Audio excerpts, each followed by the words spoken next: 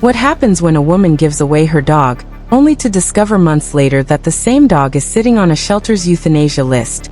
Weak, emaciated, and in desperate need of medical care. She spends more than $1,100 trying to save the animal, and now wants the person she gave the dog to held financially responsible. But the defendant insists she did everything she could, and when she could no longer afford to care for the dog, she trusted the shelter to find him a safe new home. Now Judge Judy has to determine who is actually responsible for what happened. Judge Judy explains that Miss Nash originally had 2 dogs but eventually decided to find a different home for one of them. She posted an advertisement on Craigslist, and Miss King responded. The defendant said she liked the dog, and Miss Nash apparently believed she had found someone suitable. She agreed to let Miss King take the animal. For a while, everything seemed fine, but eventually Miss King says her circumstances changed, and she could no longer properly care for the dog.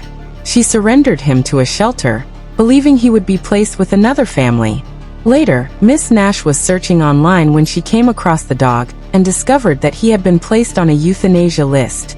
She immediately went to retrieve him, and says she was shocked by his condition.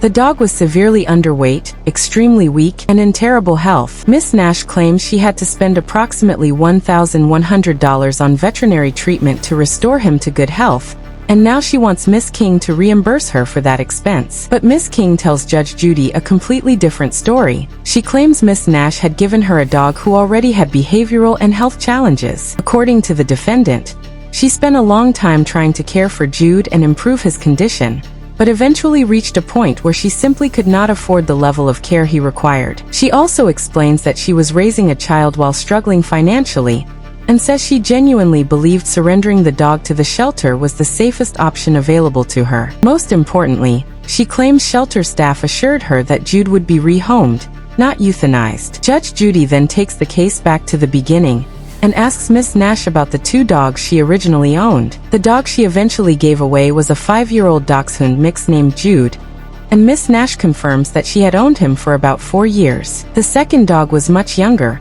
only around 1 year old, and was a pit bull. Miss Nash confirms that as well, although she explains that by the time Jude was rehomed, the pit bull had actually been living with them for approximately 2 years. Judge Judy immediately questions why Miss Nash would choose to give away the dog she had owned for 4 years instead of the younger dog. Miss Nash explains that there were already 2 cats in the household, both rescue animals she had owned before either dog. Jude, being part dachshund, had a strong instinct to chase the cats, so she had to keep him separated and create a different living arrangement for him. When the pit bull joined the household, the 2 dogs initially got along, but over time, Jude became increasingly aggressive around his food bowl whenever the other dog approached. The dogs occasionally got into physical confrontations, and Miss Nash feared that one day the situation could become serious, and one of them could be badly injured. She says Jude was not a bad dog at heart. In fact, she describes him as a dog who simply wanted affection, attention, and the chance to sit beside his owner like a lapdog. Because of the growing tension inside the home, Miss Nash decided that finding Jude another family might ultimately be better for everyone. Judge Judy, however, remains skeptical and reminds her that Jude had been part of her family for 4 years. The pit bull was actually her daughter's dog, which makes Judge Judy wonder even more why Jude was the one chosen for rehoming. Miss Nash explains that there was no immediate emergency forcing her to give Jude away. She says she was not desperately trying to get rid of him. Instead, she was looking for what she considered the perfect home, somewhere Jude could have freedom, receive constant attention, and become a true member of the family. She says that if she did not have the cats in certain circumstances in her own household, Jude would have been treated exactly that way in her home. Judge Judy responds with a humorous observation, essentially pointing out that simply wishing for a perfect situation does not guarantee that one will exist. Miss Nash laughs but continues defending her decision,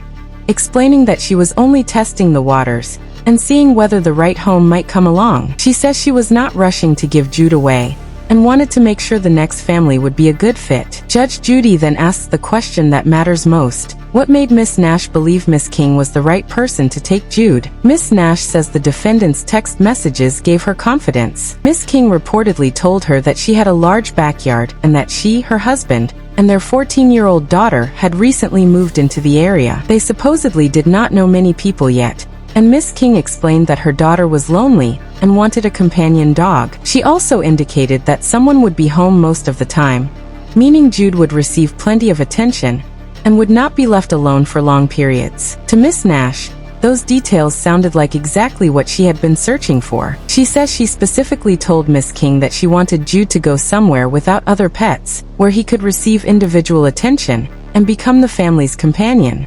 But that decision would eventually lead to a courtroom battle over responsibility, because the dog Miss Nash believed she had carefully placed into a loving home would later be discovered in a shelter, dangerously underweight and facing euthanasia. Now Judge Judy must determine whether Miss King truly failed the dog or whether Miss Nash is trying to make her responsible for expenses that resulted from circumstances the defendant could no longer control.